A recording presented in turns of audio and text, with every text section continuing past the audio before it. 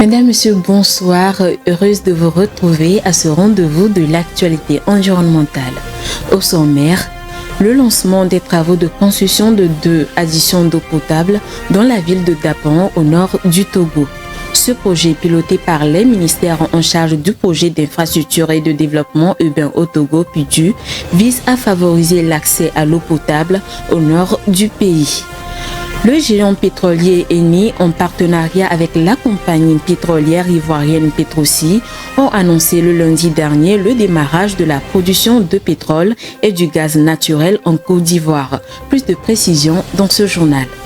Et puis, le Canada éprouve d'énormes difficultés dans la restauration des forêts à cause des incendies. Des plans sont en cours d'établissement afin de remédier à cette situation. C'était tous les titres. Bienvenue.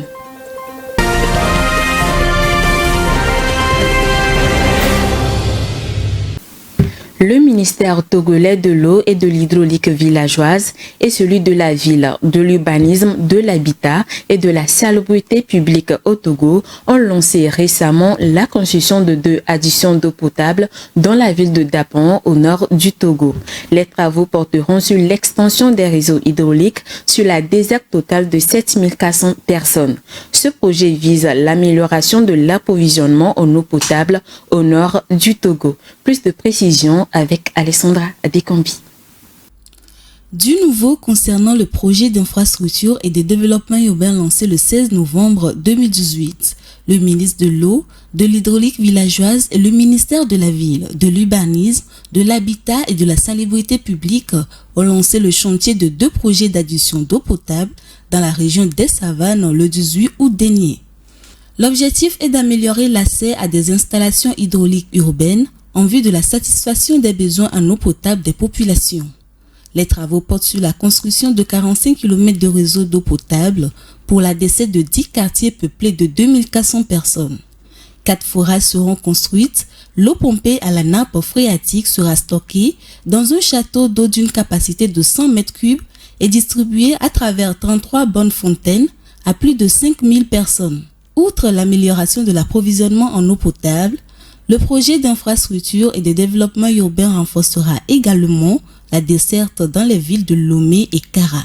Il permettra également le renforcement des capacités institutionnelles en matière de l'eau, notamment dans les villes de Palimé, Tévié, Atakpamé et Sokodé. Ces travaux seront financés par le gouvernement du Togo à travers un prêt de 30 millions de dollars accordé par la Banque mondiale le 22 août 2018. La République démocratique du Congo, l'un des pays les plus riches en ressources minières, connaît des pénuries d'eau depuis plusieurs années. À Kinshasa, la capitale, la démographie sans cesse grandissante pose un sérieux problème d'accès à l'eau.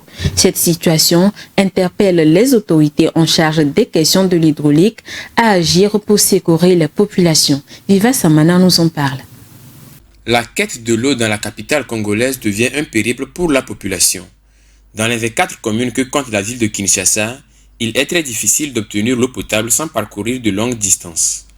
Ce problème de pénurie d'eau est plus aigu dans les quartiers périphériques qui sont de vastes étendues urbaines où les services publics ne sont quasiment pas accessibles. Il y a des puits, mais l'eau à boire est très difficile à trouver, expliquent certains Kinois. Selon certains experts sur la qualité de l'eau, les pénuries d'eau sont dues à la croissance démographique rapide dans la capitale Kinshasa et à l'incapacité des pouvoirs publics à suivre le rythme. La Banque mondiale estimait à 90% le nombre de ménages de Kinshasa n'ayant pas accès à l'eau courante depuis 2014 et cette proportion a chuté à 72% en 2018. La situation s'est encore dégradée jusqu'à aujourd'hui et favorise l'expansion de certaines maladies liées à l'eau comme la typhoïde.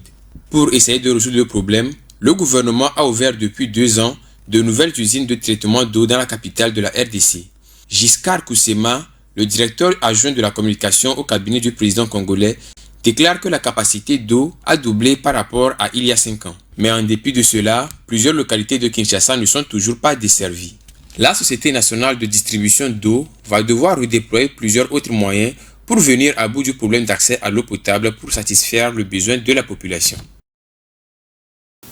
Le géant pétrolier Eni a annoncé le lundi dernier le démarrage de la production du pétrole et du gaz naturel au large de la Côte d'Ivoire. En partenariat avec la compagnie pétrolière ivoirienne Petroci, ce projet entend s'appuyer sur de meilleures technologies pour réduire les émissions de gaz à effet de serre. Suivant. Le géant italien des hydrocarbures Eni a annoncé le lundi avoir démarré la production de pétrole et de gaz naturel du champ Baleine situé au large de la Côte d'Ivoire. Dans un communiqué, Eni a assuré que Baleine constitue la plus grande découverte d'hydrocarbures dans le bassin sédimentaire ivoirien et le premier projet zéro émission. La production sera gérée conjointement par la compagnie pétrolière ivoirienne Petroci.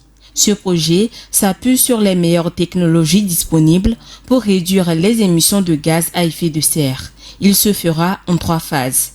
Dans un premier temps, la production sera assurée par une unité flottante capable de traiter 15 000 barils de pétrole par jour et environ 25 millions de pieds cubes par jour de gaz associé. Le démarrage de la deuxième phase prévue pour la fin de l'année 2024 portera la production de 50 000 barils de pétrole par jour et 110 millions de pieds cubes par jour de gaz.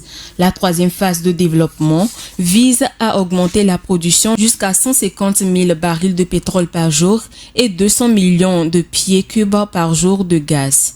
Selon Eni, les émissions de gaz restantes seront compensées par différentes initiatives, notamment la fourniture de fours améliorés aux communautés locales qui éliminent la consommation de bois ou de charbon de bois pour la cuisine.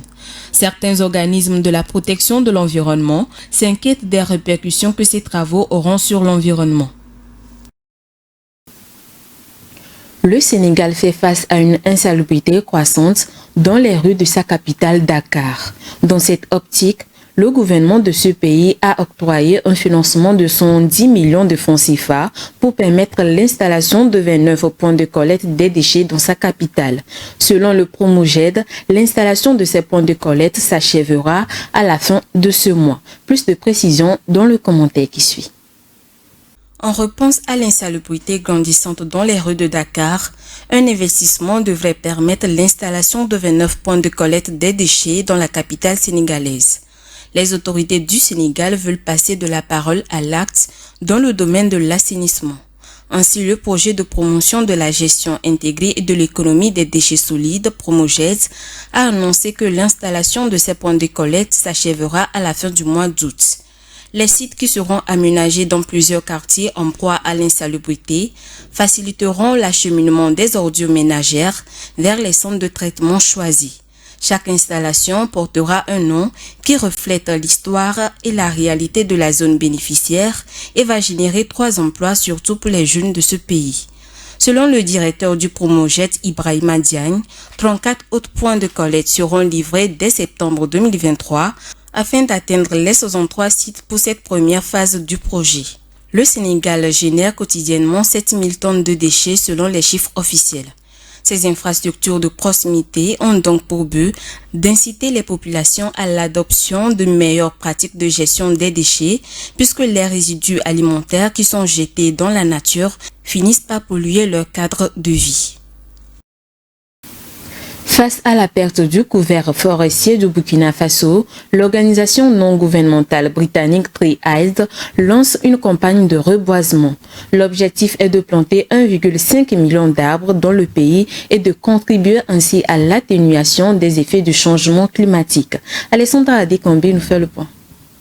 Le Burkina Faso perd plus de 105 000 hectares de forêt par an, selon le ministère burkinabé de l'Environnement, de l'Eau et de l'Assainissement. C'est ce qui justifie le lancement de la campagne de 1 500 000 plants d'espèces utilitaires pour renforcer la résilience des communautés dans un contexte de crise sanitaire et de changement climatique. L'ONG Tree Eyes mène l'opération sur l'ensemble du territoire burkinabé sous la supervision du ministère burkinabé de l'Environnement. Parmi les espèces d'arbres à planter figurent le baobab, le karité et le néré. L'ONG britannique Tree Eyes assurera également l'entretien de ces plantes. Outre la restauration du couvert forestier, l'objectif est de renforcer la résilience des communautés dans un contexte de crise sanitaire et de changement climatique. L'objectif global est d'augmenter la superficie des forêts dans le pays d'Afrique de l'Ouest, estimée à 3,9 millions d'hectares par le ministère burkinabé de l'Environnement, soit 14% de la superficie du territoire national.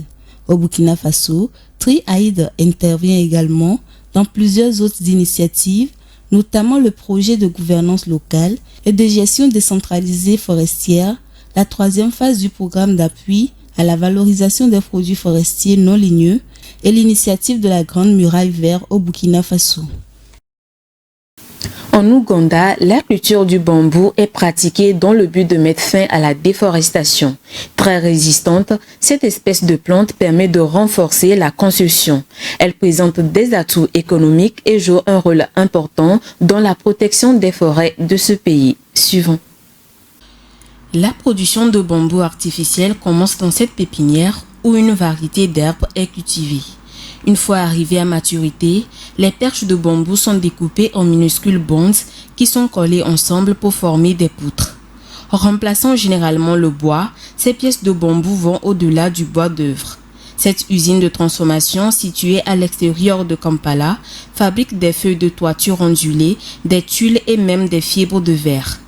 Ces produits légers et sophistiqués en bambou sont acheminés vers l'Europe où une start-up les transforme grâce à des procédés de haute technologie. À la fin des transformations, on obtient des matériaux utilisés dans les voitures, les avions et les éoliennes. La résistance à la traction du bambou est plus forte que celle de l'acier. C'est pourquoi on envisage de l'utiliser pour renforcer les constructions. L'équipe de cette usine travaille des journées entières pour produire un conteneur de bonds. En Ouganda, les plantations commerciales de bambou sont encore peu nombreuses et jeunes, de sorte que leur plus grand défi pour le moment est l'accès au bambou. Vous pouvez en propager 100 et en obtenir 5 ou 7. Nous avons donc encore du mal à relever ce défi et nous avons besoin de l'aide des scientifiques car les semis sont encore très chers pour les agriculteurs. S'il pouvait y avoir par exemple une culture de tissu de bambou, cela aiderait. Dans ce pays où le bois se fait rare, cette herbe comble lentement le vide. La culture de bambou représente une solution de lutte contre la déforestation et contribue ainsi à la protection de l'environnement. La reforestation des surfaces ravagées par les incendies au Canada connaît des difficultés. En effet, la régénération des sols est compromise par les feux de forêt. Des chercheurs de l'Université du Québec ont fait le constat tout en établissant un plan pour contrecarrer cette situation. Viva Samana. La régénération des forêts canadiennes après l'épisode des incendies est loin de se produire. Des chercheurs ont établi que près de 300 000 hectares de forêt ont été brûlés en zone intensive et cela risque d'éprouver des problèmes de régénération. L'évaluation a été faite par des scientifiques de l'Université du Québec. Ceux-ci trouvent que la Société de protection des forêts contre le feu concentre ses efforts pour protéger les superficies exploitées par l'industrie forestière. Le professeur et chercheur en écologie forestière Victor Denroles affirme que si les accidents de régénération ou de peuplement qui changent la composition sont observés depuis longtemps au Québec, la différence actuelle est qu'on n'a jamais eu de superficie brûlée aussi importante que cette année. Face à cette situation, 50 000 hectares sont reboisés annuellement. Et en analysant les taux de surface reboisée chaque année, les chercheurs évaluent à 6 ans minimum la durée pour reverdir les 300 000 hectares brûlés dans les zones intensives. En Suisse, les loups font leur réapparition ces dernières décennies après leur extermination depuis plus d'un siècle. Le retour de ces prédateurs fait multiplier les attaques des troupeaux, portant ainsi préjudice aux éleveurs. Une ONG en charge de la protection de ces Alpes mise sur la cohabitation de ces animaux afin de les maintenir en vie. Voyons cela avec Rafitou Berikou. Anéantis depuis plus d'un siècle, les loups ont fait leur réapparition ces dernières décennies en Suisse comme dans plusieurs autres pays européens. Le nombre de loups atteint désormais 250 dès le premier trouble dans le pays alpin en 2012. Les attaques de troupeaux se sont multipliées au détriment des éleveurs. Pour éviter la perte des troupeaux, de même que les loups, une ONG suisse compte sur la cohabitation. Protéger les loups en les mettant à l'abri des bétails. Le directeur de l'Organisation pour la protection des Alpes, OPAL, affirme: C'est clair que le but pour nous, c'est qu'à la fin de la saison, les animaux de rente soient toujours en vie et les loups aussi. L'année dernière, 1480 animaux de rente ont été tués par les loups en Suisse. Et pour soulager les éleveurs, les autorités suisses ont autorisé l'abattage de 24 loups en 2022 et ont dénoué les règles de chasse de cette espèce protégée. Mais l'association professionnelle des agriculteurs ne veut plus. Dans un communiqué, l'Union suisse des paysans USP affirme: à eux seuls, les garde-fous ne suffisent pas à réparer le contrôle sur le développement exponentiel des populations des loups pour les ramener à des densités adaptées à une coexistence supportable. À 32 reprises au total, les prédateurs ont été chassés par les volontaires d'APAL l'année dernière. 400 volontaires participent au programme de la surveillance d'APAL. C'est la fin de ce journal. Merci de l'avoir suivi. Merci de votre fidélité. Excellente suite de nos programmes sur Green TV International.